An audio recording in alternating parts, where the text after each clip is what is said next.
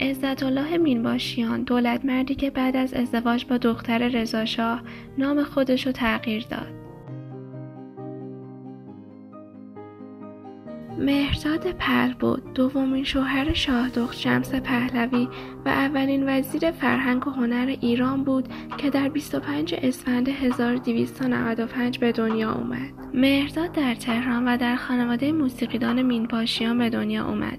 پدرش سرهنگ نصرالله مینباشیان از سپاهبان ارتش شاهنشاهی ایران و از موسیقیدانان سرشناس دوره قاجاریان بود.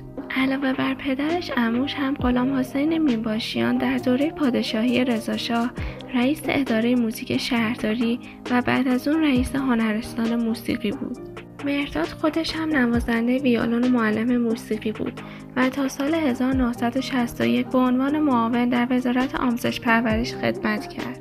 علاوه بر این، معاون نخست وزیر در کابینه به رهبری حسن علی منصور بود و همچنین بین سالهای 1965 تا 1978 وزیر فرهنگ و هنر بود.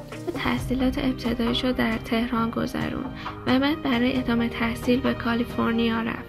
اما به خاطر جنگ جهانی دوم به سوئیس فرستاده شد و در اونجا مدرک معماریش رو از دانشگاه لوزان دریافت کرد. سال 1956 قائم مقام اداره هنرهای زیبای فارس در تهران شد، سازمانی که بعدها به وزارت فرهنگ ایران تبدیل شد. سال 1324 با شاهدخت شمس پهلوی که از خودش بزرگتر بود ازدواج کرد. همزمان با این ازدواج اسم و فامیل خودش رو از عزت‌الله مینباشیان به مهرداد پهلبد تغییر داد. بعد از ازدواج مهرداد و شمس تغییر مذهب دادند و به واتیکان رفتند. این ازدواج باعث نزدیکی زیاد تاج‌الملوک آیرملو مادر شاهدخت شمس شد، به طوری که همه امور زندگی تاج‌الملوک رو زیر نظر داشت.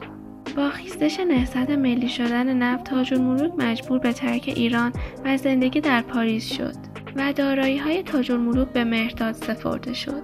بعد از کودتای 28 مرداد بود که مهرداد به معاونت هنری وزارت فرهنگ منصوب شد، مقامی که ملک تاج‌الملوک هم در اون سهم زیادی داشت. بعد از وارد شدن به کابینه دوم حسن علی منصور در سال 1343 برای 14 سال وزارت جدید فرهنگ و هنر را بر عهده گرفت. بعد از انقلاب 57 مهرداد پهلبد به همراه خانواده سلطنتی از ایران خارج شدند. بعد از اون به آمریکا رفت و در سال 1397 در لس آنجلس و در سن 101 سالگی درگذشت.